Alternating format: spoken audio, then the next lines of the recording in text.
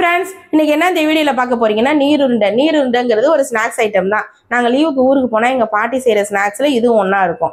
இது எப்படி செய்யறதுங்கிறத வீடியோவில் பார்க்கலாம். புழுங்கரிசியை வந்து நம்மளுடைய ஊற வச்சு ரெடி பண்ணி வச்சிருக்கேன் அரைக்கிறதுக்கு. இதை வந்து நம்ம குறைன்னு தான் அரைக்கணும், நைஸாக அரைச்சிடக்கூடாது. மிக்சிலையும் அரைக்கலாம், கிரைண்டர்லையும் அரைக்கலாம். இது கொஞ்சம் ஒரு டம்ளர் தான் செய்கிறங்கிறதுனால நான் மிக்சியில் போட்டு அரைக்கிறேன். இதில் வந்து கொஞ்சம் உப்பு போட்டு சேர்த்து அரைச்சிக்கலாம். இந்த ஒரு டம்ளருக்கு தேவையான உப்பு போட்டுருமா, இதை அரைச்சிட்டு வந்துடும். இப்போ வந்து நம்ம அரைச்சிட்டு வந்துட்டோம். இங்கே பார்த்தீங்களா, ரவா பதத்துக்கு நான் அரைச்சிட்டு வந்திருக்கேன். இதில் தண்ணி வந்து நான் கொஞ்சமாக தான் ஊற்றி அரைச்சிருக்கேன், ரொம்பலாம் ஊற்றி அரைக்கல. நீங்கள் மிக்சியில் அரைச்சாலும் கிரைண்டரில் அரைச்சாலும் கொஞ்சம் உங்களால் எப்படி அரைக்க முடியுது, தண்ணி எந்த அளவுக்கு ஊற்ற முடியுதோ அந்த அளவுக்கு கம்மியாக ஊற்றி அரைச்சிக்கோங்க, ஒன்றும் பிரச்சனை கிடையாது. அப்புறம் என்ன செய்யலாம்னா, தண்ணி நிறையா போயிடுச்சுன்னா இந்த மாதிரி நான் ஒரு டவலில் விரிச்சு விட்டோம்னா அந்த தண்ணியெல்லாம் உறிஞ்சிரும். இப்போ நான் வந்து திக்காக தான் அரைச்சிருக்கேன். வருங்க, இப்படி உருண்டை பிடிக்கிறதுக்கு வருதா. இப்போ உருண்டை பிடிக்கலாம், ஆனால் என்னன்னா இதில் நம்ம வந்து தேங்காய் சேர்க்க போகிறோம். தேங்காய் சேர்த்தோம்னா என்ன ஆகும்னா, நம்மளால பிடிக்க வராது, பிசு பிசுன்னு ஒரு மாதிரி தண்ணியாக ஆயிடுற மாதிரி இருக்கும். அதனால கொஞ்சம் நேரம் வச்சிருவோம். நான் கொஞ்சமாக ஊற்றினால ஒரு 1/4 மணி நேரம் தான் வைக்க போகிறேன். நீங்கள் நிறையா ஊற்றி அரைச்சிங்கன்னா அந்த தண்ணி உரியிற வரைக்கும் வைங்க. ரொம்ப நேரமும் வச்சிடாதீங்க, ரொம்ப ஹார்டாக போய்டும், நல்லா இருக்காது உருண்டை. ஒவ்வொன்றிலையும் ஒரு பக்குவம் இருக்குது. வச்சுட்டோமா, ஒரு 1/4 மணி நேரம் இப்படியே இருக்கட்டும். இது ஒரு 1/4 மணி நேரம் இருக்கட்டும். நம்ம தேங்காய் அரைச்சிட்டு வந்துடும். இப்போ 1/4 மணி நேரமும் வச்சாச்சு. எல்லா தண்ணியும் உறிஞ்சி கரெக்டாக இருக்குது. எடுத்து பார்க்கையில் இப்படி இருக்கணும். அவர் நான் எடுத்து கட்டுற மாவு இப்படி வந்து 2ஆக வரணும். அப்படி இப்போ நம்ம தேங்காய் போட்டுடலாம் அதில். இப்போ தேங்காய் வந்து பிளெண்ட் பண்ணிட்டு வந்துட்டேன் மிக்சியில். நீங்கள் திருவி போடுறதுனாலும் போடலாம். தேங்காய் வந்து இதுக்கு நிறையா இருக்கணும், அப்போ தான் நல்லாயிருக்கும். நான் வந்து ஒரு டம்ளர் அரிசி போட்டேன்னா அதுக்கு வந்து 3/4 மூடி திருவிருக்கேன். நல்லா பிசைஞ்சுக்குவோம். இல்லை, எல்லா பக்கட்டும் தேங்காய் இருக்க மாதிரி பிசைஞ்சுக்கணும். தேங்காய் போட்டோன்னே ஒரு ஈரத்தன்மை வருது பார்த்தீங்களா, அதுக்காக தான் கொஞ்சம் நேரம் துணியில் வைக்க சொன்னது. மாவை ட்ரை ஆக்கிட்டோம்னா தேங்காய்க்கும் அதுக்கும் கரெக்டாக இருக்கும். இப்போ தேங்காயும் மாவும் நல்லா மிக்ஸ் பண்ணி ஈவனாக வச்சாச்சு. இப்போ நம்ம உருட்ட ஆரம்பிச்சிடலாம். உருண்டை வந்து நல்லா சின்ன சின்னதாக உருட்டணும். நம்ம சீடை இருக்குல்ல, அந்த அளவு தான் இருக்கணும். அப்போ தான் ஒரு வாய்க்கு ஒன்று சாப்பிட்லாம். பார்த்தீங்களா, இன்னும் கூட கம்மி பண்ணிக்கலாம். இவ்வளோ தான்.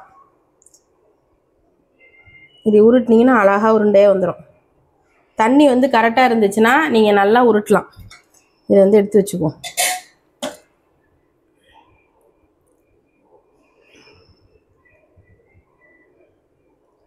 எண்ணெய் தொடணும்னு அவசியமே இல்லை, நல்லா வந்துடும்.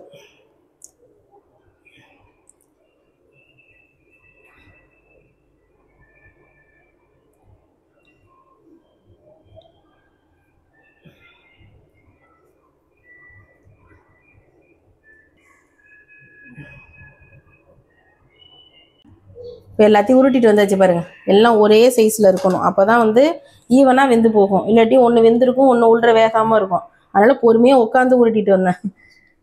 நின்றுட்டுலாம் இவ்வளோதான் சின்னதெல்லாம் உருட்ட முடியாது. நம்ம பொறுமை இல்லாமல் பெருசு பெருசாக ஊட்டிட்டோன்னு நல்லா பொறுமையாக உட்காந்து ஊட்டிட்டு வந்தோம். இது எல்லாத்தையும் வேக வச்சுருவோம்.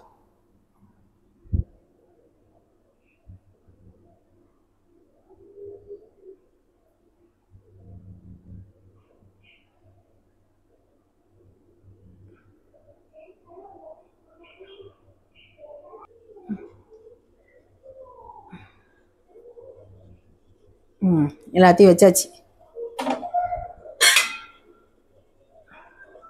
இது நல்லா ஒரு 1/4 மணி நேரம் வேகட்டும். ஹை ஃப்ளேமில் வைக்கக்கூடாது, மீடியம் ஃப்ளேமில் தான் வைக்கணும். அது வெந்துருட்டும்.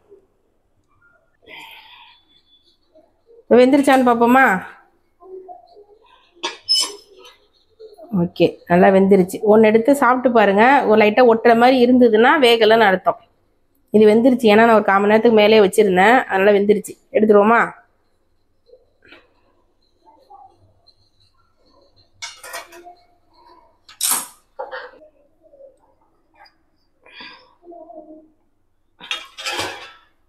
இது வந்து டைரெக்டாக இட்லி தட்டில் நீங்கள் வந்து உருட்டி வச்சிங்கன்னா வராது. நம்ம இட்லி இப்போ துணி வச்சு உருட்டினா தான் வரும். அப்போ தான் உங்களுக்கு ஈஸியாக எடுக்க வரும். இல்லாட்டி இட்லி பானையிலே ஒட்டிக்கும் அது.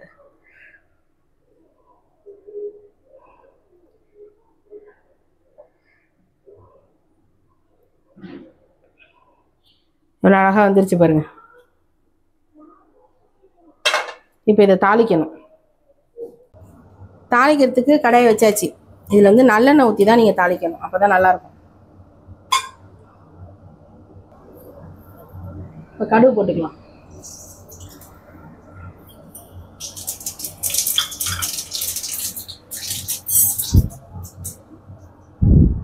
அப்புறம் கருவேப்பிலை போட்டுக்கலாம்.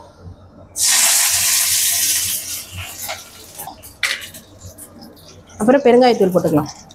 இது சும்மா வாசனைக்கு.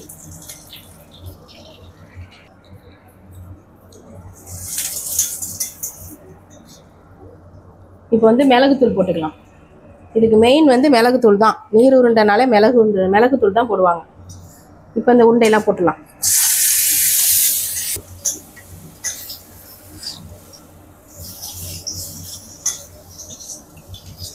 இதில் வந்து நீங்கள் வரமிளகா பச்சை மிளகா எதுவும் போட வேண்டியதில்லை. மிளகுத்தூள் வந்து போடுறோம்ல, அதனால் நீங்கள் அதெல்லாம் எதுவுமே போட வேண்டியதில்லை. இதில் போட்டு அந்த மிளகோட சேர்த்து சாப்பிடும்போது அந்த உருண்டை அவ்வளோ வாசமாக இருக்கும்.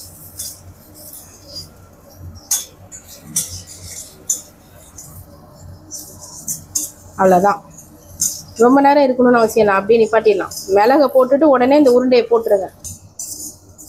மிளகை வந்து நல்லா பவுடர் பண்ணி போடணும், அப்போ தான் நல்லாயிருக்கும். நீங்கள் வந்து 1-2மா போட்டிங்கன்னா அங்கங்கே மிளகு கடிப்படுமா, அது ஒரு மாதிரி இருக்கும். இது மாதிரி ஒவ்வொரு உருண்டையிலும் இந்த மாதிரி தூள் பார்த்தீங்களா, இருங்க நான் ஒன்று எடுத்து காட்டுறேன்.